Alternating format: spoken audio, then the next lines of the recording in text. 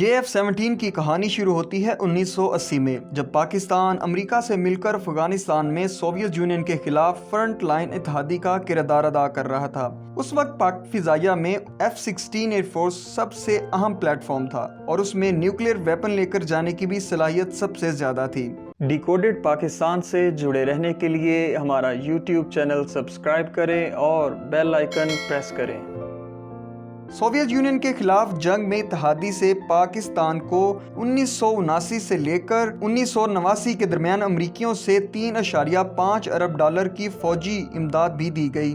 اسی عرصے کے دوران پاکستان نے خفیہ طور پر اپنا نیوکلیئر پروگرام تیار کر لیا، لیکن جیسے ہی دنیا کو پاکستان کے نیوکلیئر پروگرام کے بارے میں پتہ چلا تو امریکہ، جس کے لیے پاکستان سے بڑھ کر کچھ نہیں تھا، اس نے ہی 1990 میں پریسلر امینڈمنٹ کے ذریعے پاکستان کو دباؤ میں لانے کی کوشش کی۔ امریکہ نے پاکستان پر اقتصادی اور معاشی پابندیاں لگا دیں اور ان ترامیم کے ذریعے ہی پاکستان کو F-16 فائٹر جیٹس کی فروخت بھی منسوخ کر دی، جس کے لیے پاکستان پہلے ہی امریکہ کو سینکڑوں ملین ڈالرز دے چکا تھا۔ اس تمام تر صورتحال کے ذریعے پاکستان پر یہ بات کھل کر واضح ہو گئی کہ وہ اب زیادہ دیر تک امریکہ پر اپنی دفاعی ضروریات کو پورا کرنے کے لیے انحصار نہیں کر سکتا۔ اسی لیے 1995 میں پاکستان اور چائنا نے JF-17 تھنڈر کو بنانے کے متعلق ایک مفاہمت کی یادداشت پر دستخط کیے۔ JF-17 تھنڈر کا پہلا آزمائشی ماڈل سن 2003 میں تیار ہوا اور پاک فضائیہ نے 2010 میں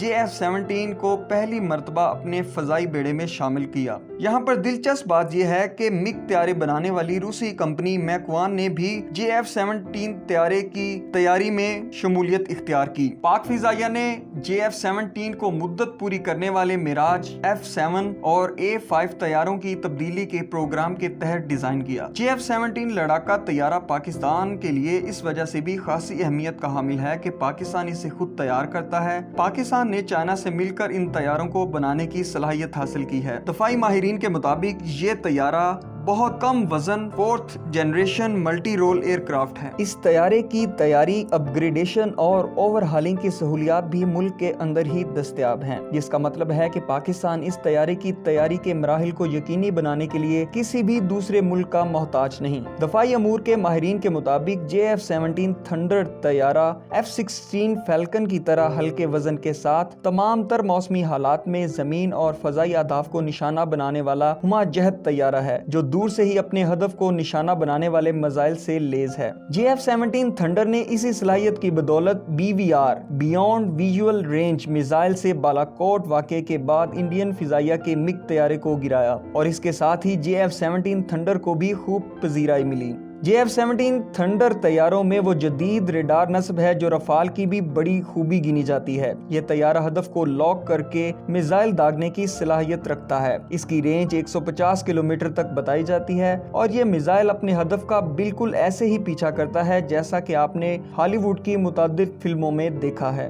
JF-17 تھنڈر زمین پر دشمن کی نگرانی اور فضائی لڑائی کے ساتھ ساتھ زمینی حملے کی صلاحیت بھی رکھتا ہے۔ یہ طیارہ فضا سے زمین، فضا سے فضا اور فضا سے سطح آب پر حملہ کرنے والے میزائل سسٹم کے علاوہ دیگر ہتھیار لے جانے کے لیے بھی استعمال ہو سکتا ہے۔ JF-17 لڑاکا طیاروں کی قیمت $18 ملین سے $25 ملین فی یونٹ ہے، یا یہ واحد یا ڈبل نشست کے مختلف اشکال پر منحصر ہے۔ بھارت نے بھی JF-17 تھنڈر کے ڈر سے فرانس سے 36 رافائل طیارے خریدنے کا معاہدہ کر رکھا ہے، جس میں سے 6 طیارے رواں برس اگست میں بھارت پہنچے۔ رافیل طیارے جوہری میزائل داغنے کی صلاحیت رکھتے ہیں۔ ان میں 2 طرح کے میزائل نصب ہو سکتے ہیں، ایک کا مار کرنے کا فاصلہ 150 کلومیٹر ہے جبکہ دوسرے کا تقریباً 300 کلومیٹر ہے۔ جوہری اسلحہ سے لیس ہونے کی صلاحیت رکھنے والے رافائل طیارے فضا سے 150 کلومیٹر تک میزائل داغ سکتے ہیں جبکہ فضا سے زمین تک مار کرنے کی ان کی صلاحیت